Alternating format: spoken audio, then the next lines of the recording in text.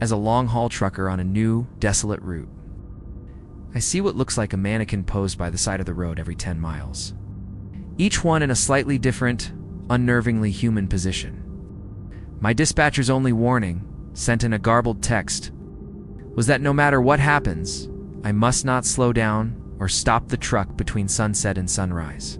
My name is Frank Carter, and for 22 years, the cab of a Peterbilt has been more of a home to me than any brick-and-mortar building. I've hauled lumber through the icy passes of the Rockies and fresh produce across the blistering asphalt of the Mojave. I thought I'd seen every strange and lonely thing this country's highways had to offer. But this new contract was different. The company was called Starlight Freight, a small, independent outfit that paid double the standard rate for a single, specific route. A 700-mile stretch of forgotten highway through the Utah Badlands. The job was simple. Pick up a sealed container of industrial solvents from a warehouse in Salt Lake City. Drive it straight through to a drop-off in Nevada. No questions asked. The dispatcher, a man I only knew as Sully, had a voice like gravel in a coffee can. He handled everything over a burner phone. The rules are simple, Frank, he'd rasped during my orientation. You fuel up before you hit Route 191. Once the sun goes down, that truck does not stop. Not for anything. You pull over, you're on your own. The text message came an hour before my first run, as twilight bled purple and orange across the horizon. It was a garbled mess of characters, but the words I could make out were clear. No slow. No stop. Sunrise. I shrugged it off as a final redundant warning from a paranoid boss. The money was good, and that's all that mattered. The first one appeared exactly 10 miles past the state line. It was a female figure, dressed in a faded floral dress, one arm raised in a cheerful wave. Its plastic skin had a waxy sheen under my headlights, and its painted smile was a grotesque slash of red. A prank, I thought. Some local art project meant to spook drivers. I kept my foot steady on the accelerator. 10 miles later, the second one.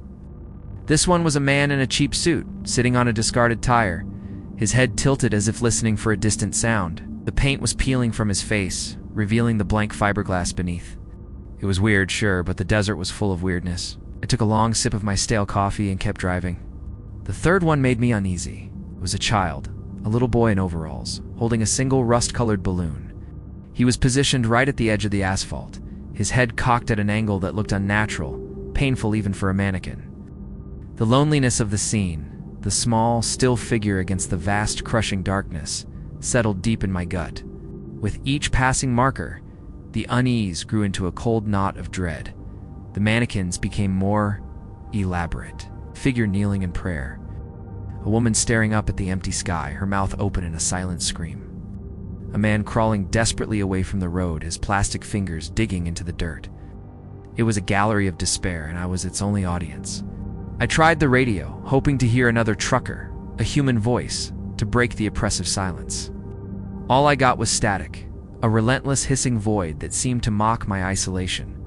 The only sounds were the roar of my engine and the frantic thumping of my own heart. Around the 100-mile mark, I saw a new one. It was a man dressed in the greasy coveralls of a mechanic, leaning against a mile marker. His pose was casual, but one of his hands was raised, index and middle fingers pressed against his temple in a mock salute. It was the same gesture Sully had given me when I'd picked up the truck. A cold sweat broke out across my forehead. Coincidence? It had to be. I started noticing the details. The clothes weren't new. They were worn, faded, stained. The floral dress had a small tear at the hem. The cheap suit was missing a button. These weren't mass-produced costumes. They were real clothes, lived-in clothes. My mind started playing tricks on me. The split second my headlights illuminated the figures, I thought I saw them move, head turning slowly, a finger twitching. I knew it was just the play of light and shadow, the fatigue of the long road, but the illusion was terrifyingly real. My grip on the steering wheel was so tight my knuckles were white. I thought about stopping, just for a minute, getting out, walking up to one of them, proving to myself that they were just fiberglass and paint. But Sully's warning echoed in my mind, a low, persistent hum beneath my rising panic. Not for anything. What did he know about this road? What was he paying me so much to ignore? Another 10 miles? This one was fresh. It was a woman with blonde hair, dressed in a trucker's flannel shirt. slumped over the steering wheel of a rusted-out pickup truck that had been pulled onto the shoulder. The scene was so realistic, so horribly plausible, that I instinctively eased my foot off the accelerator.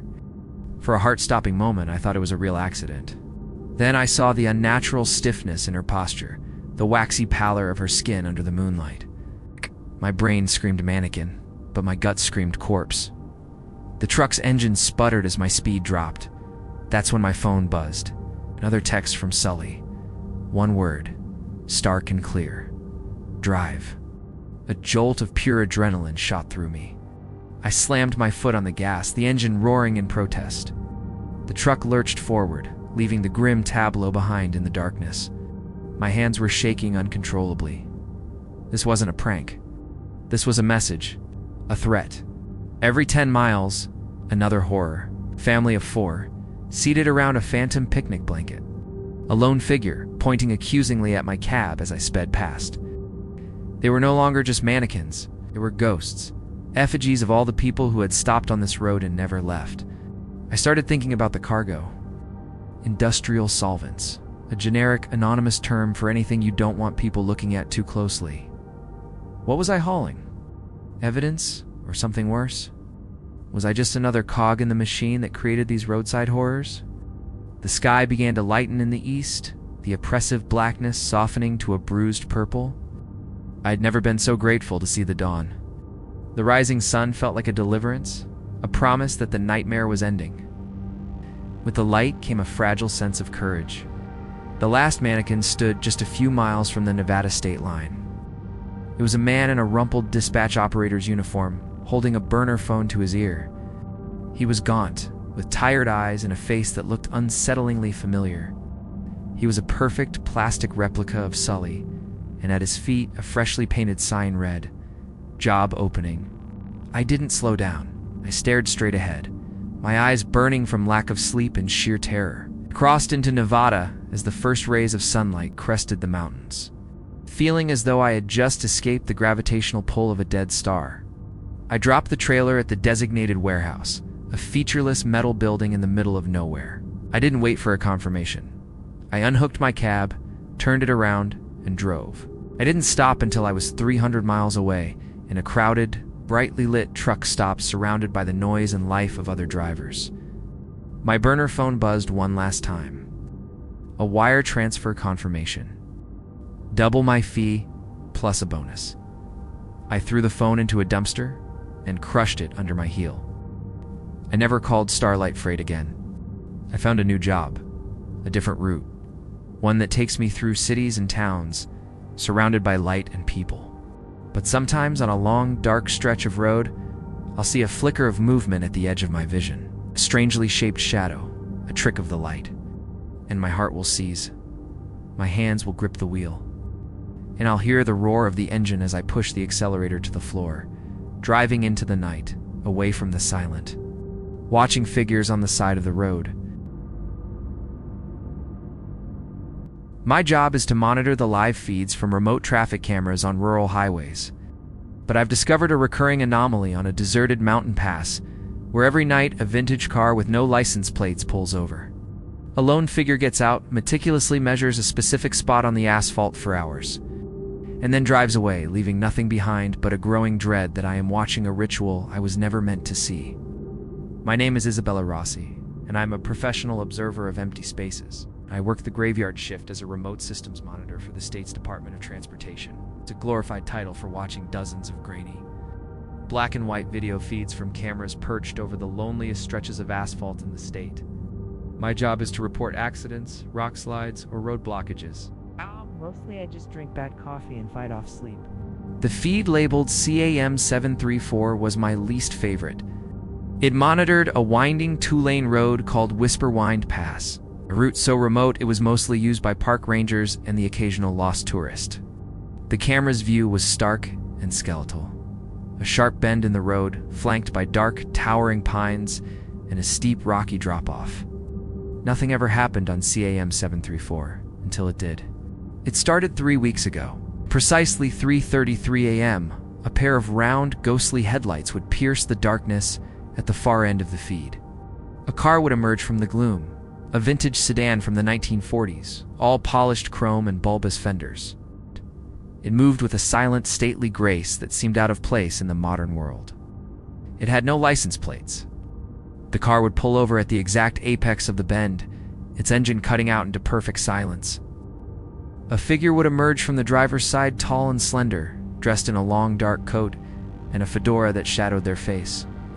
I couldn't tell if it was a man or a woman, just that they moved with a deliberate, unhurried purpose. The first few nights, the routine was the same. The figure would retrieve a series of strange, old-fashioned instruments from the trunk. A brass surveyor's transit, a heavy measuring chain, and a small, leather-bound notebook. For the next 2 hours, they would engage in a silent, meticulous ritual of measurement. They would measure the width of the asphalt. They would measure the distance from the road's edge to a specific gnarled pine tree. They would use the transit to sightlines to unseen points in the darkness. Every measurement was carefully recorded in the notebook. It was precise, obsessive, and utterly baffling. At first, I was intrigued. I thought it might be a state surveyor working on a historical project, though the hour and the vehicle were bizarre. I mentioned it in my morning report, but my supervisor, a perpetually tired man named Henderson, dismissed it. Probably some eccentric local Rossi. As long as they aren't blocking the road, leave it be. But I couldn't leave it be. The nightly ritual became the focal point of my shift. I started taking screenshots, documenting the times, the measurements, the eerie consistency of it all. I felt like an anthropologist observing a lost tribe, trying to decipher a ceremony whose meaning was lost to time. My research into Whisperwind Pass yielded nothing. No historical significance, no major construction projects. The only event of note was a single car accident in the 1950s, a story long since faded from local memory. A young couple vanished without a trace after their car reportedly went over the cliff. No bodies were ever recovered. One night, the ritual changed. After completing the usual measurements, the figure produced a new tool, a long steel rod with a pointed tip. They walked to the center of the spot they had been measuring and began to methodically drive the rod into the asphalt. The grainy feed couldn't show much detail, but I could see the jarring, repetitive motion, sheer effort it took to pierce the road. A cold, creeping fear began to seep into the sterile air of my monitoring station. This wasn't a survey, this was a search. They were looking for something. Or, I realized with a sudden jolt, they were marking something. My obsession grew. Spent my days in digital archives, searching for any connection, any clue. I found a faded newspaper article about the vanished couple. The man was a city architect. His wife, an heiress. They were eloping. The article mentioned they were last seen in a brand new 1948 Lincoln Continental, the same model as the car on my feed. The following night I watched with my heart pounding against my ribs. The figure arrived as always, but they were not alone. A second figure emerged from the passenger side, identical in dress to the first. Together they retrieved a large, heavy-looking canvas sack from the trunk. They worked in tandem, their movements perfectly synchronized. They used shovels this time, their blades striking sparks against the asphalt where the rod had been. They were digging, desecrating a public road, a state highway. I knew I should report it, call the state police. But I was frozen, trapped behind the glass of my monitor, a silent, helpless witness. I zoomed the camera in as close as it would go, the image degrading into a mess of pixels. I could just make out the edge of what they pulled from the hole. It was white and curved. It looked like bone, must have made a sound, a gasp or a whimper, because in that moment, the first figure stopped digging, slowly straightened up, its body rigid. And then, with an impossible, chilling slowness, it turned its head and looked directly at the camera, directly at me. The blood in my veins turned to ice. It was impossible. The camera was 100 feet up, hidden amongst the pines, a tiny, dark lens in a sea of black. There was no way they could have known I was there. The figure raised a hand, not in a wave, but with a single, pointed finger aimed right at me. Panic seized me. I slammed my hand on the console, switching to CAM 735, the next camera down the mountain. The feed flickered to life, showing an empty stretch of road. I let out a shaky breath. Then, from the darkness, the 1948 Lincoln rolled silently into frame, pulling over on the shoulder. Both figures got out and stared up towards the camera, towards me.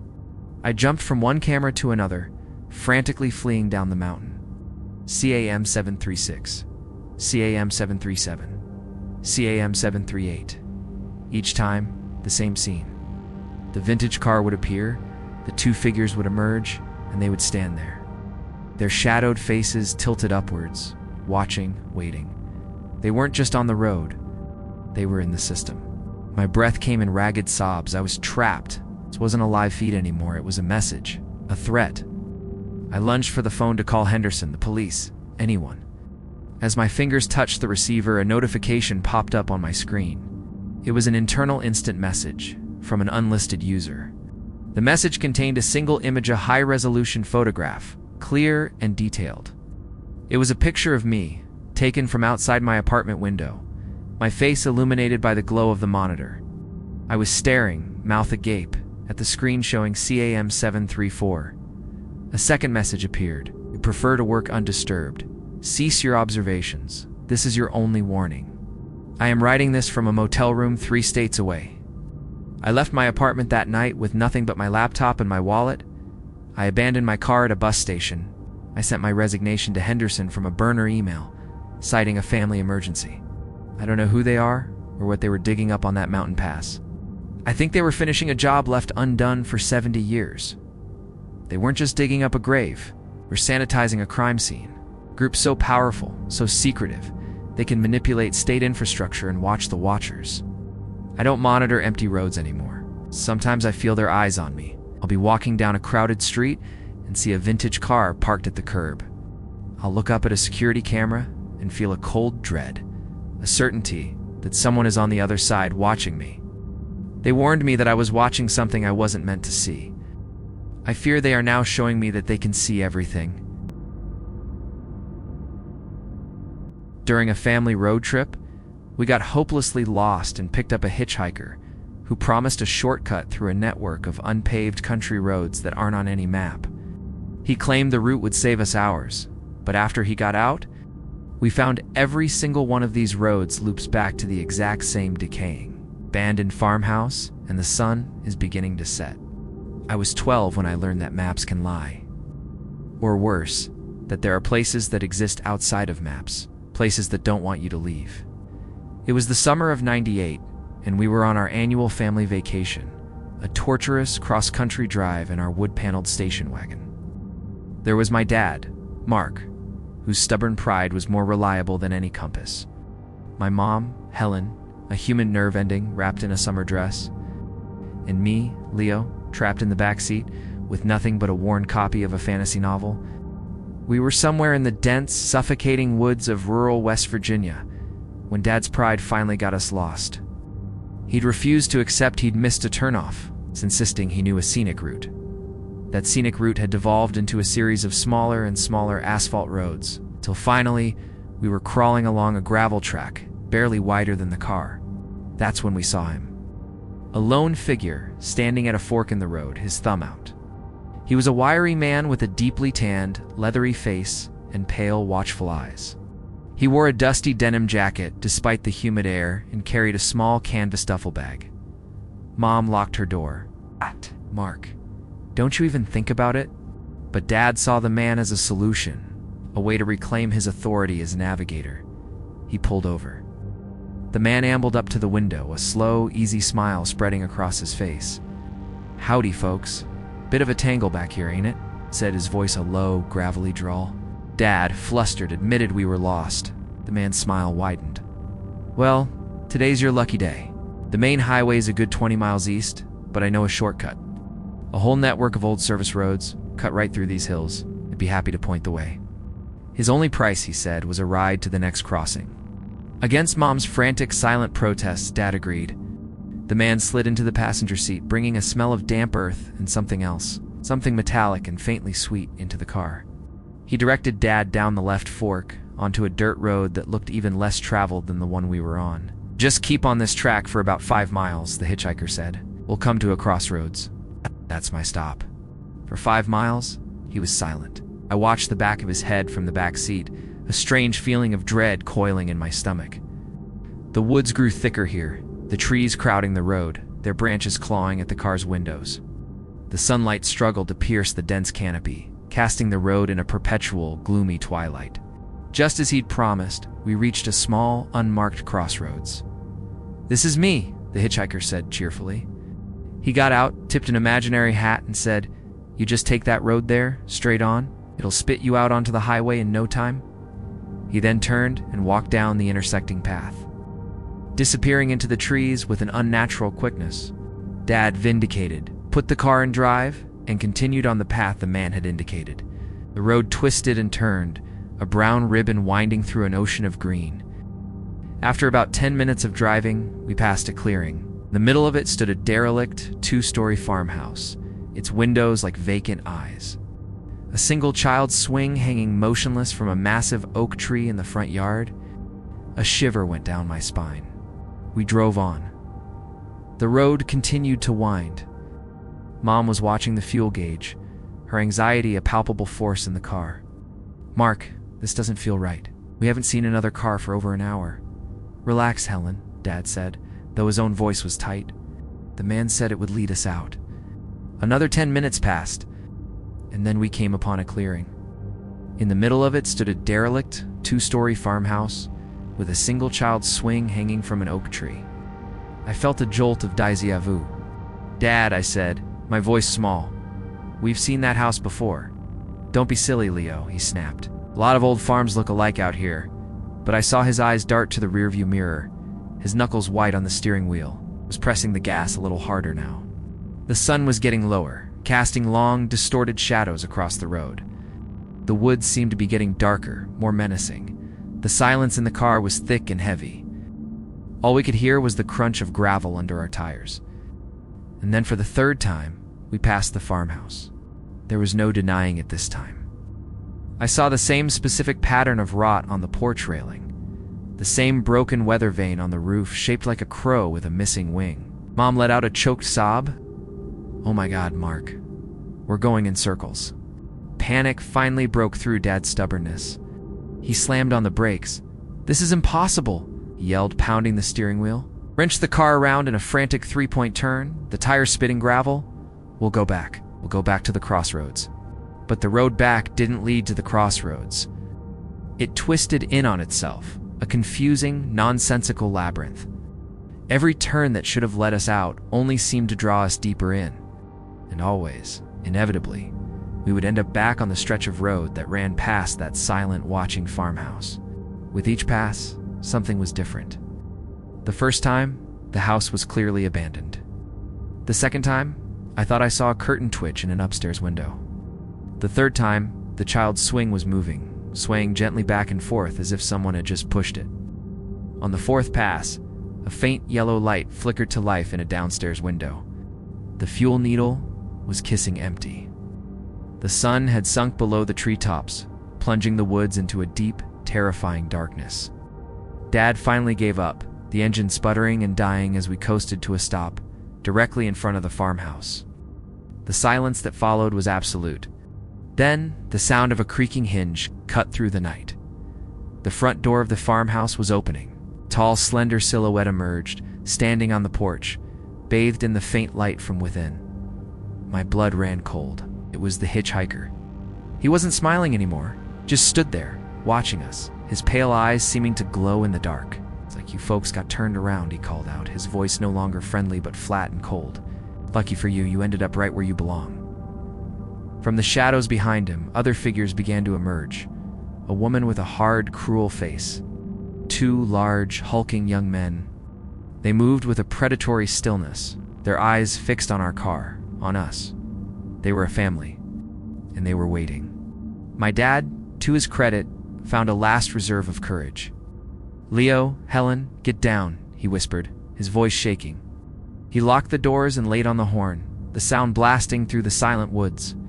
A desperate, futile scream for help in a place where no one could hear. The family on the porch didn't even flinch. The hitchhiker just slowly shook his head, a look of pity on his face. "No." He took a step forward, and then another. He and his family began to walk towards us, their feet crunching on the gravel, a slow, unhurried, inevitable advance. They knew we had no gas. They knew there was no escape. They had all the time in the world.